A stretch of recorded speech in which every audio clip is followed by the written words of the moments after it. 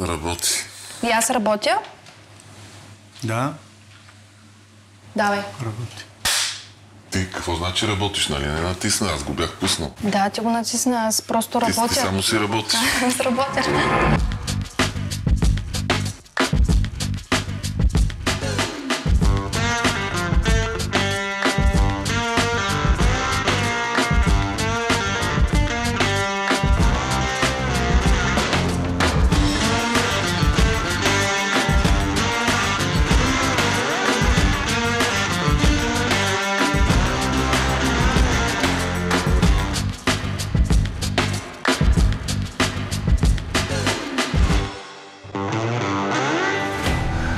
Добър ден.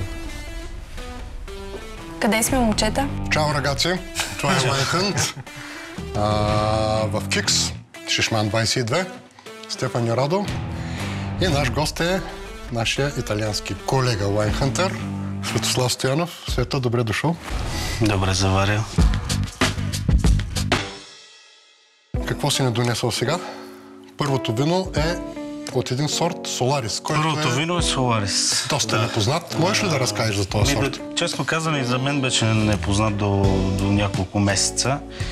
Оказа се, че това е вид кросинг, който е създаден 65-та година в Баден, Германия. Идеята е в региони, особено като Алто Адидже, където има за по-високо отглеждане на лозята, където има огромна разлика в температурата. Грозде, което и оттам идва и името Соларис, бързо попива слънчевите лъчи и много бързо създава нужната захарност и киселинност. Брането на гроздето идва в много по-ранен етап, когато, нали, за да може да се запазят качествата на виното. Тук имаме 7 грама остатъчна захарност, въпреки че виното е сухо, но и 7 милиграма киселинност. Той е органик и високопланинско земеделие. Да, интересното е, че Барон Лонго, лозята са на 1040 метра,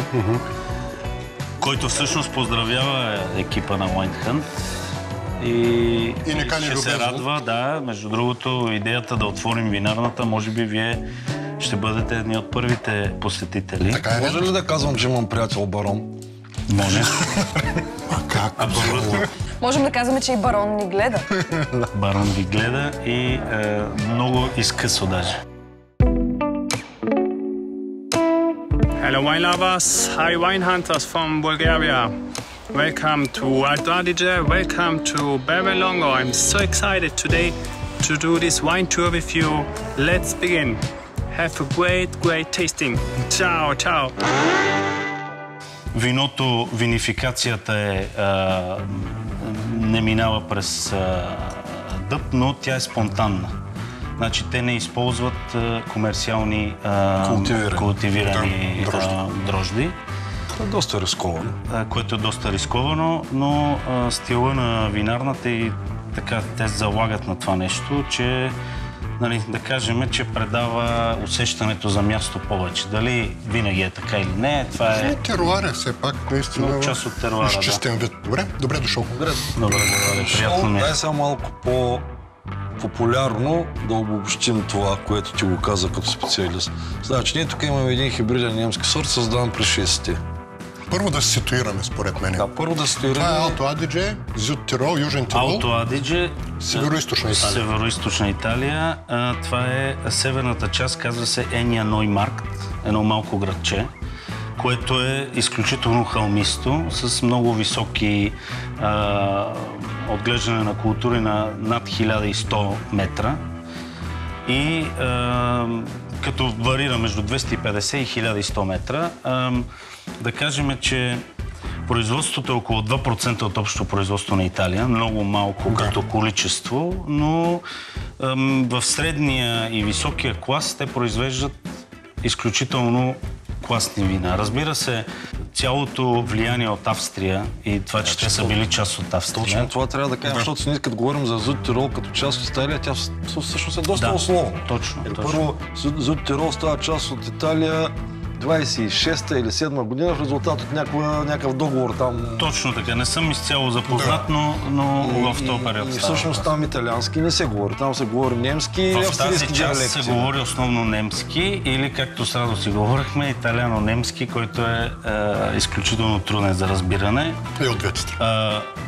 Суд Тирол, всъщност другото име на Суд Тирол е Алто Адидже. А за този сорт какво знаем? Знаем ли нещо? За Соларис това е Хибриден специфичното. сорт, казваш? Да, честно казано, аз останах изненадан, защото за мен е едно прекрасно вино за аперитиво, за започване на... Въпреки че има лека сладост, бих казал повече в носа, отколкото... Той има характер малко на Совиньон Бланк, малко тревист. Какво се знаеш ли какво стои всъщност за това Соларис като сортове? От какво е хибрид? Да ти кажа честно, имената винаги... Но има един от неговите родители е мускат.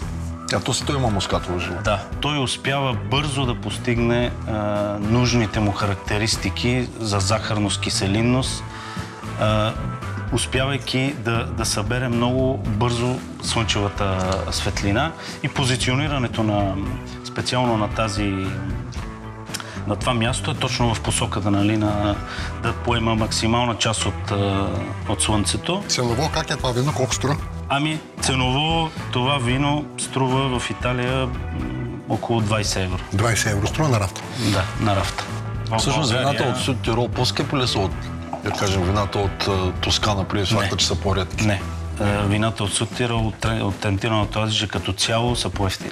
Мога да кажа, че Алто Адидже произвежда вина за, да не кажа разбирачи, но за хора, които търсят.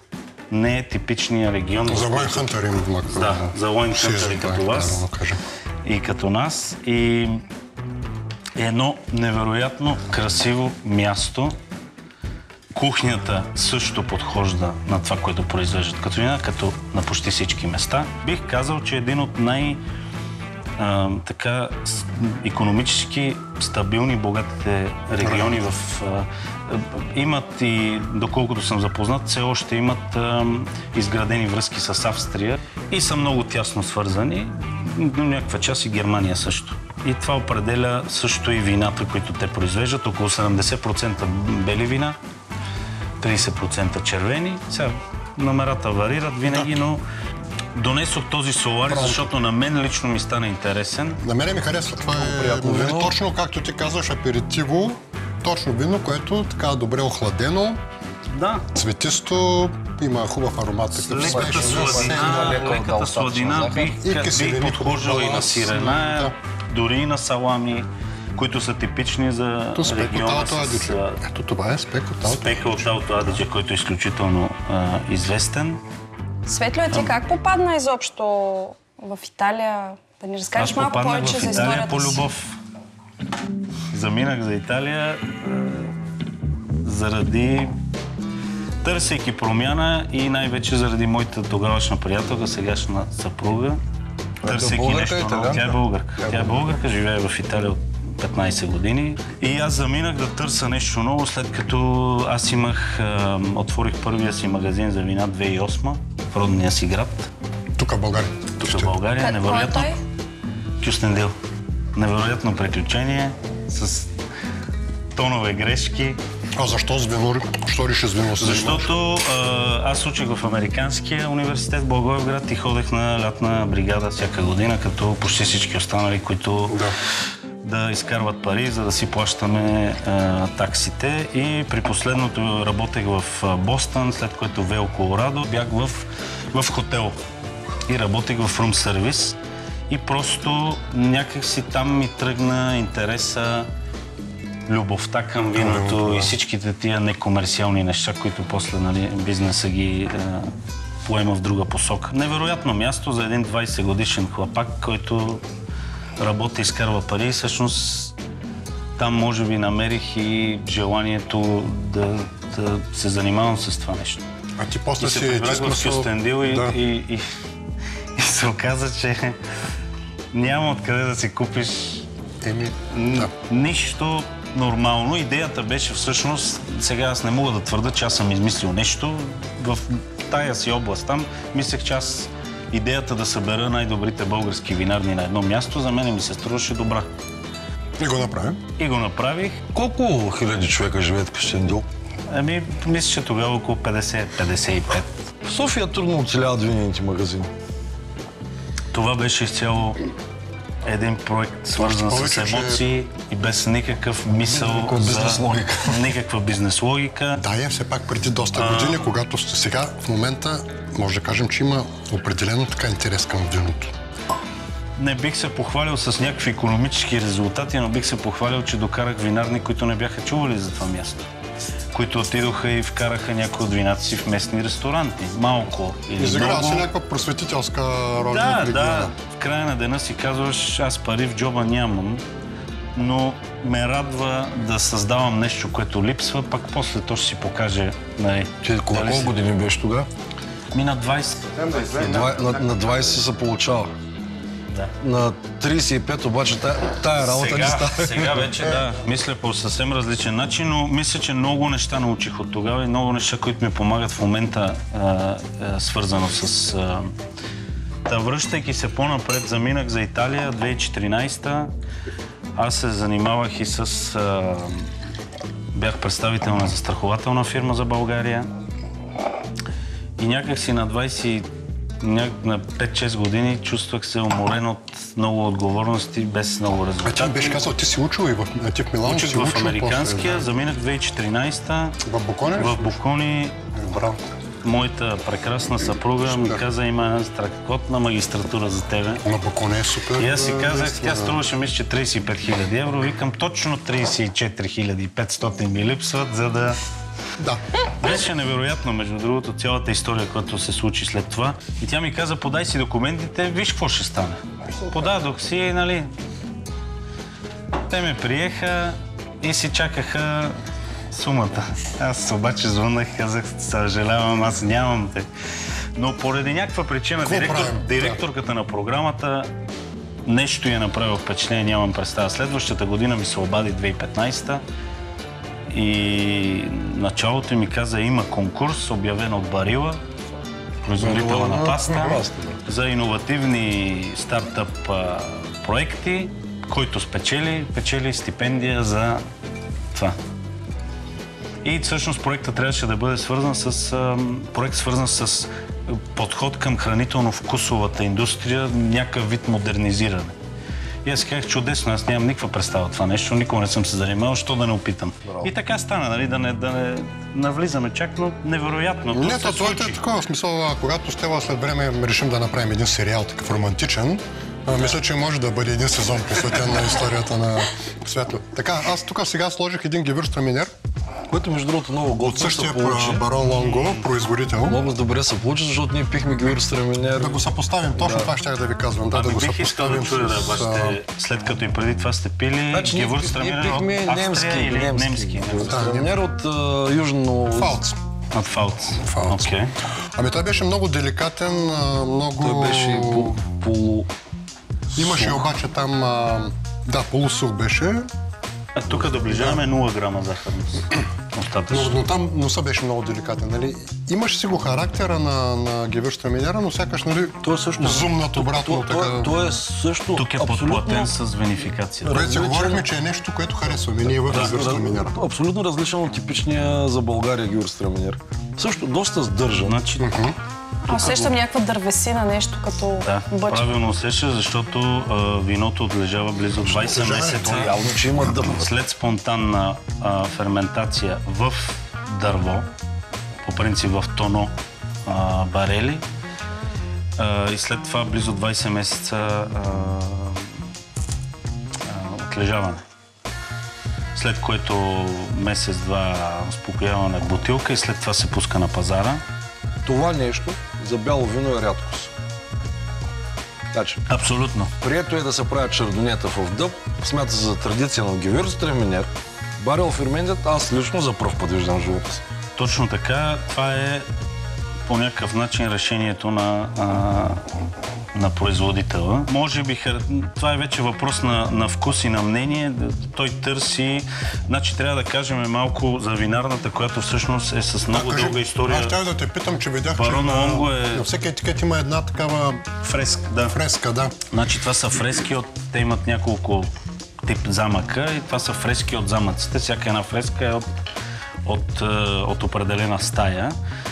Трябва да кажем, че те имат много дълга история на вино, на производство на грозде. Лозари. Значи те имат над 300 години, като те са продавали грозде за едни от най-големите производители в Трентино и Алто Адидже. 2015 година сегашният наследник Антон Лонго решава да прекрати тази дейност и да почне да произвежда, като наема екип от енолози, които му помагат и различни видове консултанти. Аз през последната близо една година съм бизнес девелопмент за компанията.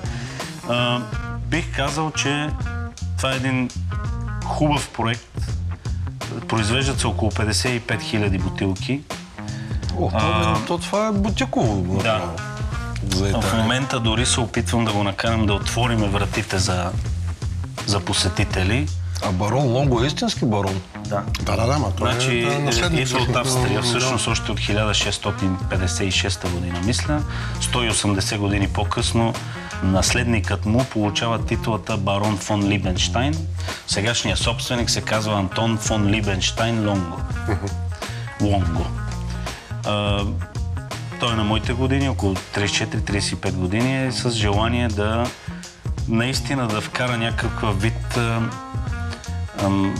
свежест в региона и да изкара на пазара.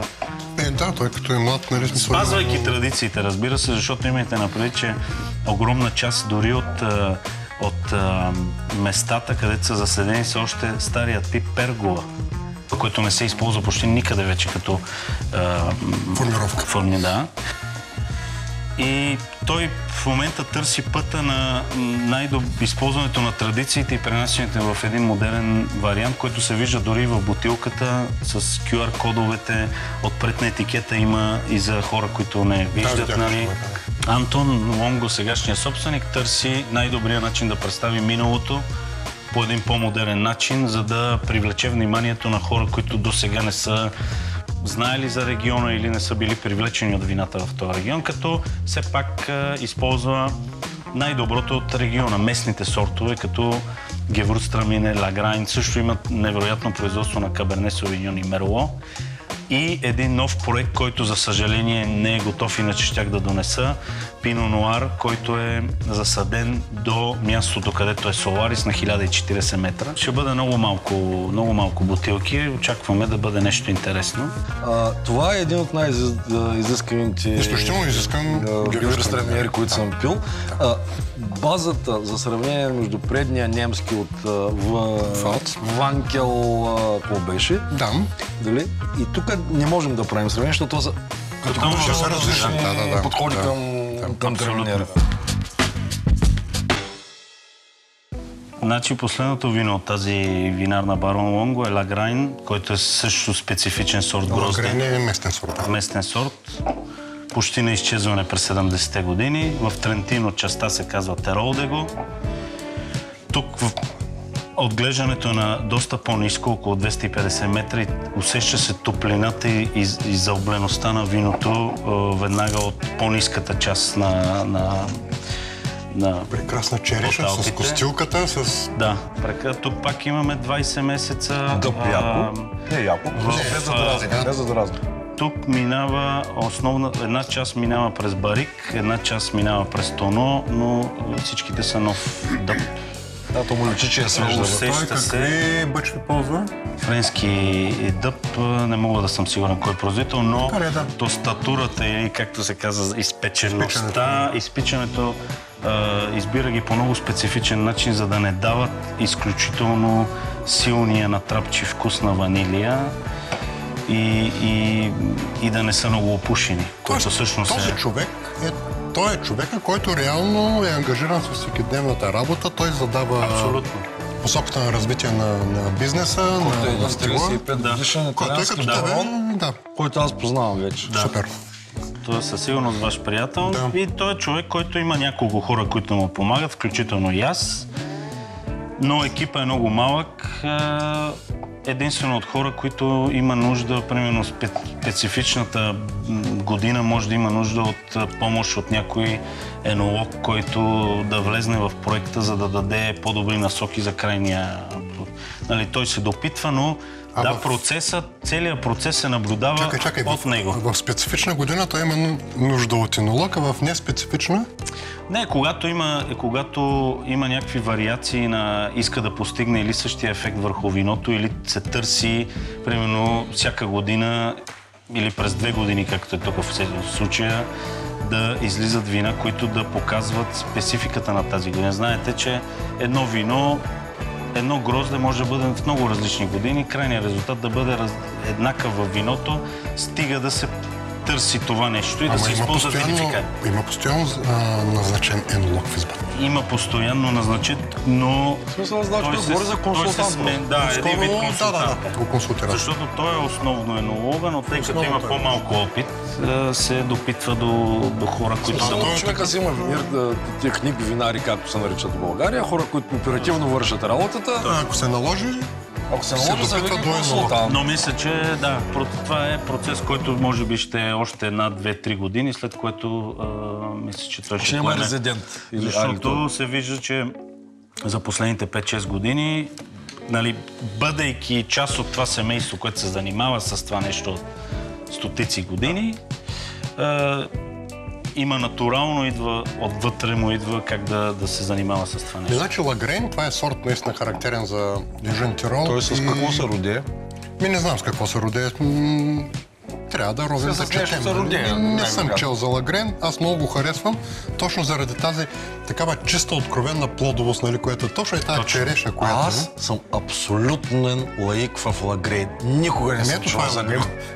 Ето това е така. Може да се каже... Солари съм го чул, Шой Ребе съм го чул, но Лагрейн... Хубав пример е, значи това вино си го представете. И между другото съм безкрайно изненадан, че леко охладено, сорт, който не съм чувал, просто прави... Да. Значи, ако всеки регион си има гроздето, което местните пият почти всеки ден. Сега, тук има малко повече енергия и желание вложено в винификацията, 20 месеца отлежаване, но да кажем, че това е виното, което хората предпочитат на местно ниво да пият, защото знаеш, че страшно много подхожда с спека, с салама, с сирената. Сега според мен е 40-50 евро тази бутилка. И натам отива, да. Поради, да кажем, че по същия начин има и от 3 евро. Да, поради бутиковостта на този производител. Но тук разликата е, че тъй като име вина е ново, бих казал, че това е доста честна цена спрямо други продукти, които са вече много наложени, и бих казал, че за същите пари бих взел по-лошо качество. Тук нема от маркетинга идва цената. Цената идва от вложения труд. Ти си бизнес девелопмент менеджер на тази изба в случая. Ти каква е твоята визия? Какво му предлагаш? Значи самия факт, че ние сме тук с вас и ги пробваме тия вина преди те да са в България, говори за нашия малко по-различен начин на търсене на един нов пазар.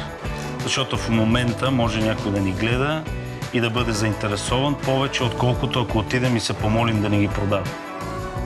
И може би вашите мнения също ще бъдат. Както виждате, ние не казваме само хубавите неща, ние казваме това, което вие мислите за когато опитвате едно вино. Всъщност, трети вина, които аз опитах, са прекрасни. Аз нямам смисъл.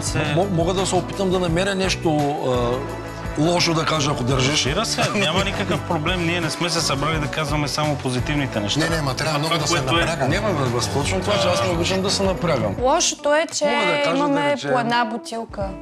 Да, това е лошо, ама... Това е поправимо. По една бутилка днес. Купи храна. Да. Имаме храна.